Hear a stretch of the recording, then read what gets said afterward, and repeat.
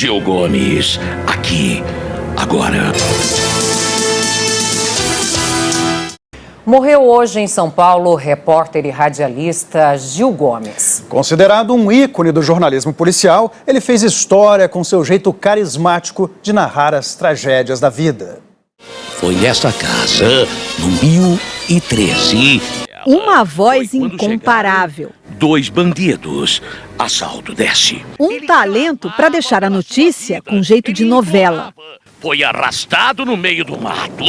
Agora, os bandidos iam matá-lo. Farejava casos policiais que viravam crônicas. Primeiro no rádio e depois no programa que mudou o formato dos telejornais brasileiros.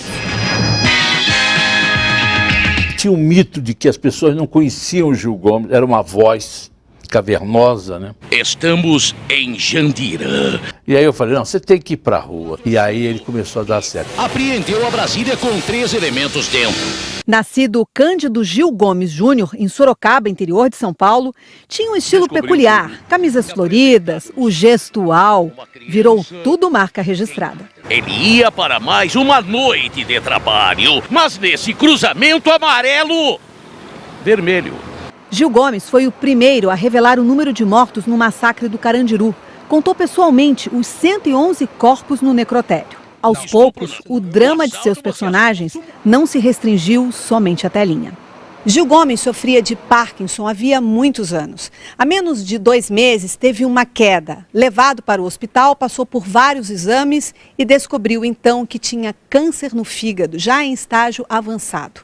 Foi assim que o repórter, que contava como ninguém a morte dos outros, percebeu que a vida estava por um fio. Muito embora no final da vida ele tenha tido esses problemas de saúde, mas ele viveu uma vida legal, isso é que vale. De repente, as tentativas de imitá-lo viraram caricatura. Pai fez o teste e foi reprovado. O filho primeiro lugar. Que alegria, que felicidade. No jornalismo, Gil Gomes não deixou herdeiros, mas uma escola para os colegas que com ele trabalharam. Aqui ao lado, repórteres e editores autorizados a se emocionar com os fatos que narravam. Meu Deus do céu! Sem perder de vista o valor de uma boa história. Eu acho que o repórter não é juiz. Eu não queria aparecer. Já o crime aparecia muito mais.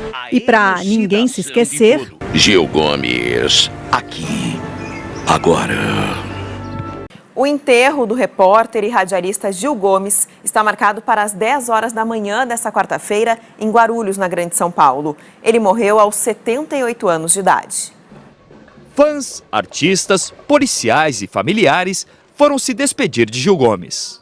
Quantas vezes eu perdi a aula porque a gente ficava atento no rádio, aquela narrativa que ele fazia e não chegava no fim, conseguia segurar aquela audiência. Eu perdi a aula, meu pai me dava bronca. Olha, você vai perder a aula de novo por ficar escutando aí. Era uma coisa assim.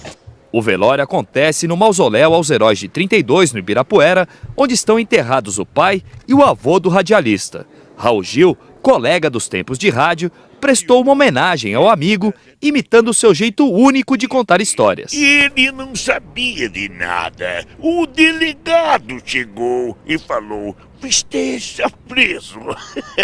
Eu tinha um carinho pelo Gil porque ele era uma pessoa famosíssima na época e humilde pra caramba. Então isso daí eu guardei muito. Para os companheiros de profissão, o repórter tinha o dom de entreter o público sem ser cansativo. A gente vai ter muita saudade. A Rádio do Céu está com grandes nomes, né? Gil Gomes, Rebete, Paulo Barbosa e sem dúvida vão fazer uma comunicação brilhante como sempre fizeram. Delegados que compartilharam histórias narradas por Gil Gomes lamentaram a morte. Gil Gomes era isso, era uma pessoa extremamente sensível, quem não o conhecia não tinha essa ideia, não imaginava que ele era assim. Sensível com os casos, sensível nas narrativas. O velório vai continuar aberto ao público durante toda a madrugada e deve se estender até às 8 horas da manhã. O corpo de Gil Gomes será levado em um carro do Corpo de Bombeiros ao cemitério Memorial de Guarulhos. É um homem que no dia a dia acordava às 4 da manhã, indignado, né, com os casos da madrugada e querendo elucidar. Eu me lembro já vou chorar. Quando eu me despedi do meu filho, que ele ficou no cemitério, eu gritei: tchau, Gui, até um dia. E um dia eu vou encontrá-lo de novo.